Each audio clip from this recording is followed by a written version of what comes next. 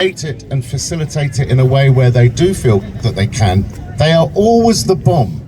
It turns out that the people who have the least amount of agency, when they're given agency, they're the ones who are going to change the world. That's what's quite extraordinary. And that's what Auguste Boal and Paulo Freire to an extent was talking about.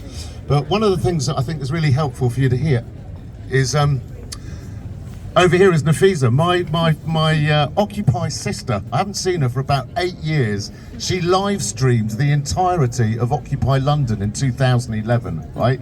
And I'm a 58-year-old punk. I didn't even know what live stream was. So it's amazing to see her. So she'll know what I'm about to tell you is true. It's all about facilitating. That's the answer to this question. But we had 2 examples of how amazing it can be. When we all went down to Occupy London, St Paul's Cathedral, 2011, there was a guy, a rough sleeper called Jimmy, who'd been living on those steps for 7 years. And so that was his home. And he woke up one day and there's bloody 4,000 kind of raving protesters. And he was like, get out, he was like, what are you doing? But he joined us, right? And he joined the kitchen. It turns out he's a cook, right? And he joined our kitchen. We lived there 4.5 months. We had a big gazebo like that.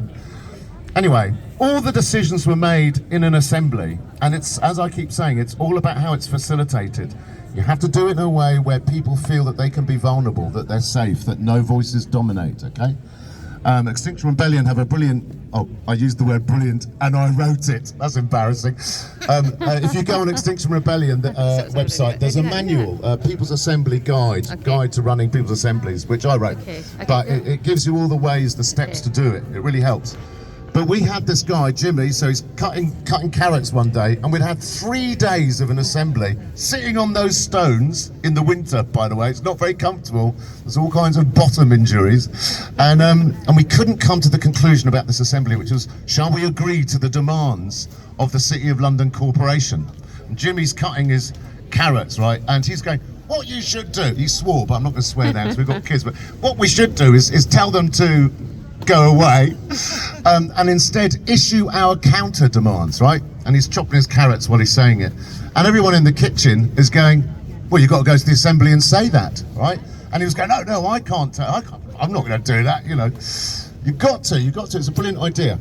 So he was interviewed about this. So he went down to the assembly that night, and about 20 people, you take the mic, you get 2 minutes each, okay?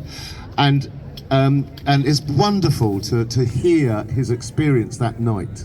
It truly is, and he was a drinker as well. He waited, he took the mic, he suggested his idea. There's 2,000 people, okay? And there was a forest of hands, because it was a brilliant idea, and we did it. But he said afterwards, until that moment, right, I was just Jimmy, a drinker and a homeless man. But at that moment, I was also a fullback, I was a welder, I was a father, I was a son, I was an occupier, and I mattered. It was a brilliant moment in his life. And then he went on to say, I'm invisible. When you're homeless, you're invisible. You lot not only see me, but you listen to me and you hold me.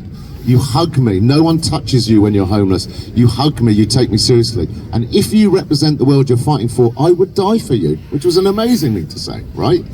But he had the best idea and he found the strength to do it. And then the other person that was a huge National Front proper racist called, what's his name? Steve Barron. And he came up to me and he said, look, I want to go to the assembly and suggest something. But I'm a bit frightened of doing it, and he told me what the idea was, and he went down and he said, look, I am from the EDL, the English Defence League, but I've been coming here with my daughter Sophia for the past 3 months, and we've got it wrong, we've been lied to. You're right, all of you lot, okay? We've been given enemies that are a lie. Please. And so he went up to the assembly and said, I've seen the light, hallelujah. I'm going to go to every EDL meeting in Essex and tell them they've got it wrong. All right? Yeah. Tell them that racism is rubbish, it's embarrassing, it's sickening. Okay, and I'm going to tell them all to go and join Occupy and actually realise that what we've got to focus on is the 1% and an economic system that's broken, right? And he went down and did that, and everyone, again, forest of hands. And it took him months to bring himself to be able to do that. It took Jimmy 3 months to be able to do that. So what I'm saying is, your question is extremely important, and it's about facilitating in a way that makes vulnerable people feel safe to speak. But when you do, the people without agency, when they get agency, they are literally the bomb. It's an extraordinary thing. So I really highly recommend it. I recommend Paulo Freire and also Augustus Boal, but also, you know, the Extinction Rebellion Guide to People's Assemblies is a really good place to start. By the way, Richard Wilson's bloody amazing. What do you think? Yes! Really cool. You're on fire, baby. And as is the